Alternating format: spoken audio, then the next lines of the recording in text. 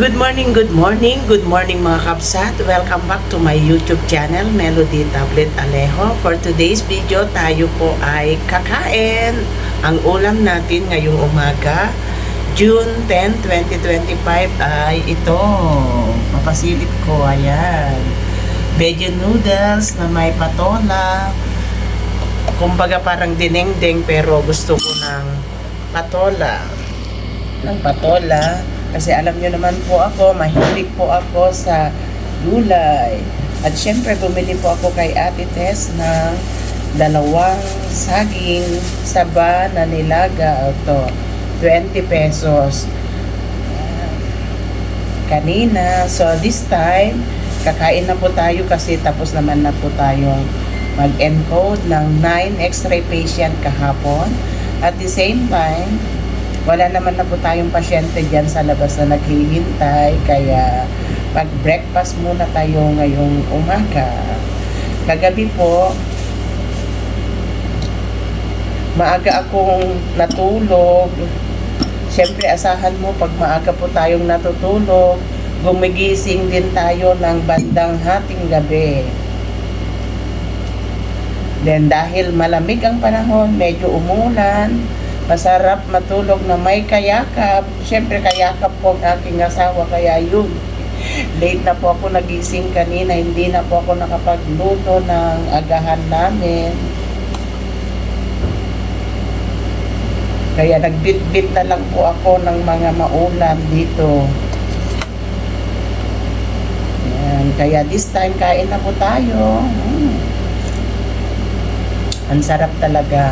Ang sarap talaga ng sabaw na mainit-init pa. Ayan. Oh. Dahil breakfast, hindi pa ako magra-rice, pero magbe-veggie noodles ako. At saka meron akong So, let's eat na. Bago po tayo kakain, tayo muna ay magpe-pray.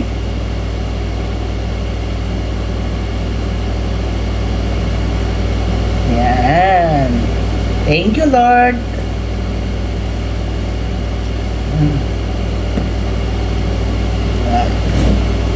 Dito tayo.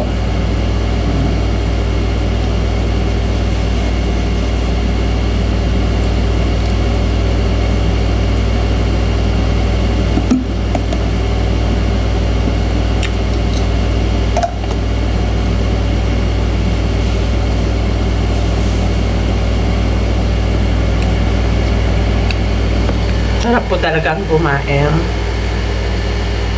Nakalimutan ko po yung stand ng aking video, kaya ayan, hawak-hawak ko dito para maganda ang anggulo. Kapag umaga po kasi kailangan maraming laman ang aking tiyan. Alam nyo naman po, ang breakfast ay pinaka-importante sa akin. Parang nanghihina po ako pag hindi po ako nagbre-breakfast. Pag nalilate po akong nagbre-breakfast, ayun, nanghihina po ang yung lingkod. Kaya mainam talaga tayo mag-breakfast po tayo lagi-lagi.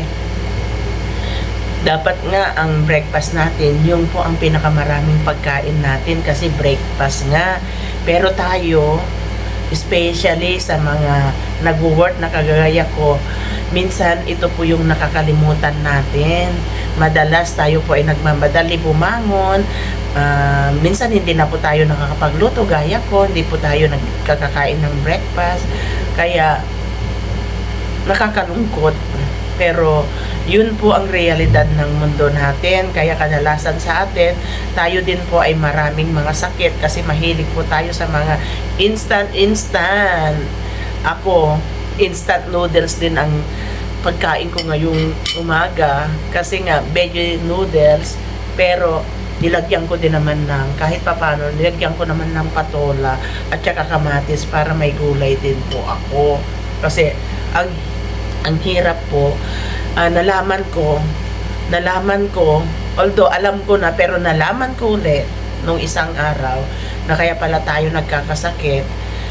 Sa kadahilanan ay syempre meron po tayong tinatawag na climate change, at the same time kung ano yung mga pagkaing pinapasok natin sa ating mga bibig. Kulang na kulang po tayo sa mga vitamina, kaya mga kakabsat, mga nanay na kagaya ko po, tulungan naman natin ang ating mga pamilya na kumain ng mga masusustansyang pagkain.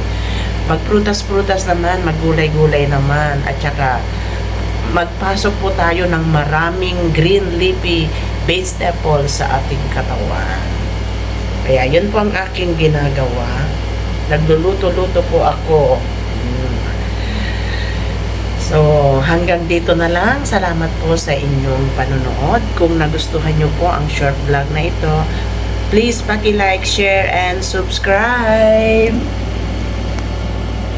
Ito muli ang iyong kaibigan si Melody nagsasabi, problema man ay marami, huwag sana nating kalimutan. Ngumiti at mag-pray. Hanggang sa muli. Bye-bye. God bless.